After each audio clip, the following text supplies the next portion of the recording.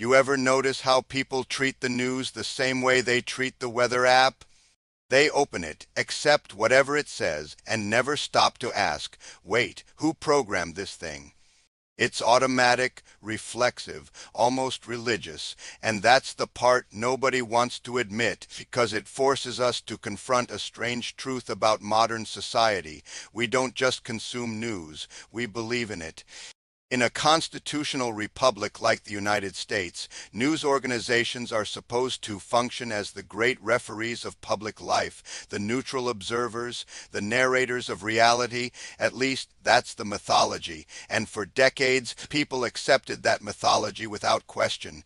The news was the adult in the room, the authority, the voice that told you what happened, why it mattered, and who you should be mad at before breakfast. But here's the twist: public trust in media has been falling for years, yet people still behave as if the news is inherently trustworthy. It's like watching someone complain about fast food while eating a burger every day.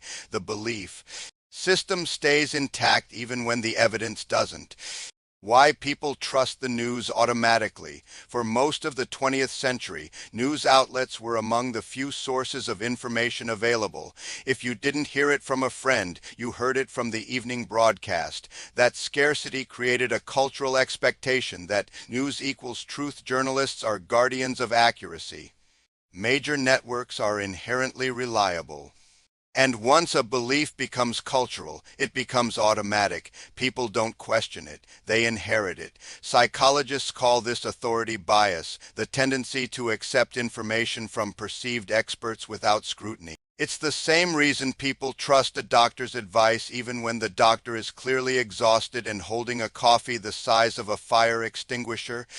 Why modern news often exaggerates. Now, let's be fair. Most journalists aren't sitting in a dark room plotting world domination. They're dealing with structural pressures that practically guarantee exaggeration, competition for attention. News outlets aren't just competing with each other. They're competing with social media, entertainment, memes, and conspiracy theories with better production value than some movies. Drama wins, nuance loses, economic incentives, outrage pays the bills, calm reporting does not. If a headline doesn't spike your cortisol, it doesn't perform. Speed over accuracy.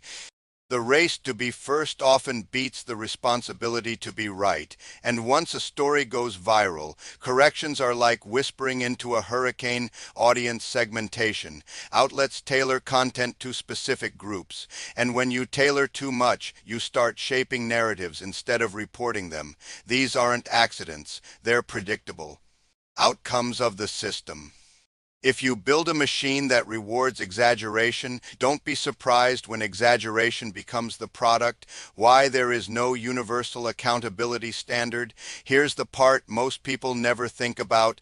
Journalism has no licensing, no governing board, no enforceable truth standards, no penalties for misleading reporting. You can be biased, wrong, incomplete, or dramatic, and it's all protected under free expression. That's good for liberty, but terrible for accountability. Corrections are voluntary. Ethics are voluntary. Transparency is voluntary. Imagine if surgeons operated under the same rules. Oops, wrong kidney, my bad, I'll issue a correction. On page 12, why people don't notice exaggeration. Even when news exaggerates, most people don't catch it. Why? Repetition feels like truth. If 5 outlets repeat the same framing, it becomes familiar. Familiar feels true. Emotion bypasses logic. Fear and outrage shut down critical thinking faster than a pop-up ad. Confirmation bias. People don't want truth. They want validation, information overload. With so much content, people skim headlines and assume they understand the story. This is how exaggeration becomes invisible, not because people are unintelligent, but because the system is designed to overwhelm. A path forward. Accountability without censorship. We don't need censorship. We need transparency, clearer separation. Between news and opinion, visible corrections, disclosure of funding. Transparency about sources, media literacy, education. These tools help people understand how information is produced without restricting speech. The tension between trust and exaggeration isn't ideological, it's structural. And once you see the structure, you can't unsee it. The conversation continues, and so does the responsibility to question the narratives shaping your world.